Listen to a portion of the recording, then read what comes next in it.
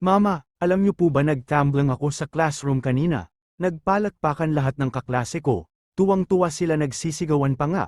Ay sira ulo ka, di ba sinabi ko na sayo, na huwag kang tatambling sa school nyo dahil makikita ang panty mo. Huwag ka pong mag-alala mama, hindi nila nakita yung panty ko, dahil tinago ko naman sa bag ko bago ako tumambling. Han, paki-fix naman ang ilaw sa labas. Hello? Electrician ba ako? E di pakigawa na lang ng hagdan natin. Hello? Karpintero ba ako?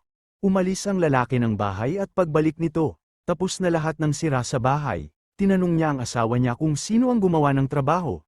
Han, sino gumawa ng mga gawain dito sa bahay?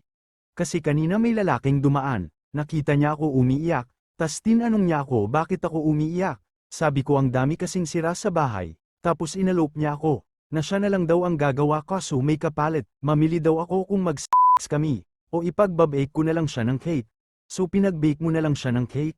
Hello, baker ba ako?